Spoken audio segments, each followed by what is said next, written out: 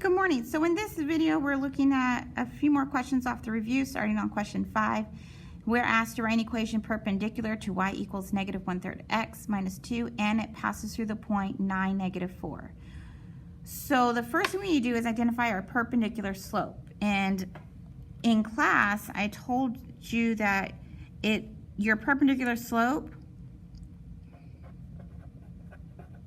is going to be equal to negative 1 divided by our given slope. So I'm going to do negative 1 divided by my given slope, and that's right here in the equation of negative 1/3.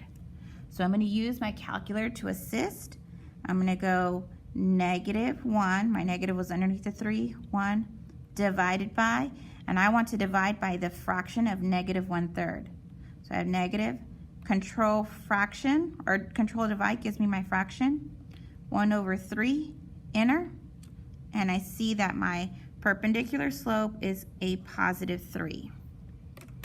The other thing is that my equation has to specifically go through the point of 9, negative 4. So this is a point, x1, y1. So I have a point and I have my perpendicular slope, which means I'm going to have to go ahead and use that point slope formula. So the point slope formula says y minus the y value of our point, in this case is negative 4, minus negative turns into a plus, equals our slope, which we found to be 3, perpendicular slope, times x minus the x coordinate of our point, which is 9.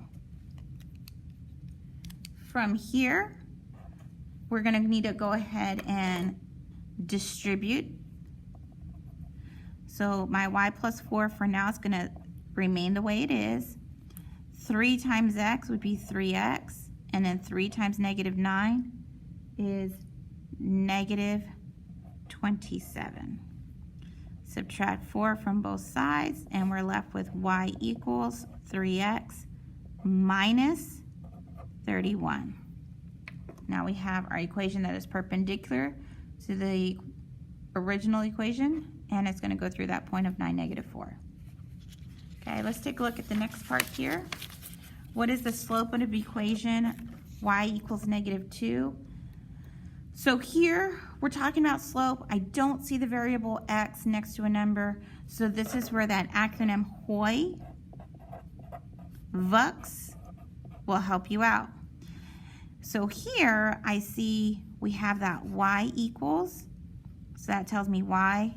The HOI is the horizontal, O is for 0 slope, and then the y is for the equation. So here my slope would be 0, because it goes with HOI, that is for 0. 7, what is the slope of the equation? X equals 3, so this x goes with the VUX, vertical line, undefined slope, equation starts with an x equals. So this would be undefined. Still talking about slope, we're looking at here number 8. It's hockey team's offense. And here I would encourage you to go ahead and stick to that slope formula. The slope formula says it's the difference of the y values divided by the difference of the x values. And we have our table. You need 2 points. I'll just go ahead and pick the first one. So I want to make sure I label it. This is x1, y1, x2, y2. Take that moment to identify or label your points, because it will help prevent any errors. Okay, so now I have my general setup. I have my fraction bar and this minus signs to remind me that we are subtracting. And now I follow. It's y2, which is 4, minus y1, which I have as 2, divided by, and it says x2, which has a value of 2, minus, it should be x1, which is 1. And you want to reduce here, you want to put in the calculator, it's up to you. 4 minus 2 I see is 2, and 2 minus 1 is 1. So our slope here is 2 over 1, But because we're not talking about just our X and our Y values, I want to take it a step further and say, okay, what are these Y values representing? This 4 and 2. And we see here they're coming from our goals. These are the Y values. So goals. And then I'll look at the bottom. My X values came from my first column here, games. And so when I look at this, our slope is 2/1, but in words, it's telling us that it's 2 goals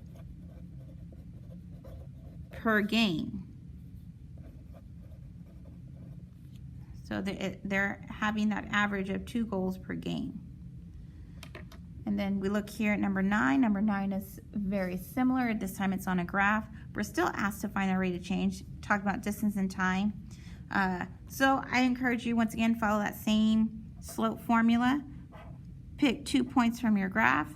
So I look here. We have a point. This would be 280. And this one would be 4 and 160. X1, Y1, X2, Y2. So following the slope formula, it's my second Y value, which is 160, minus my first Y value, which is 80, divided by 4 minus 2. This becomes 80 over 2, and 80 over 2 reduces to 40 over 1. Okay.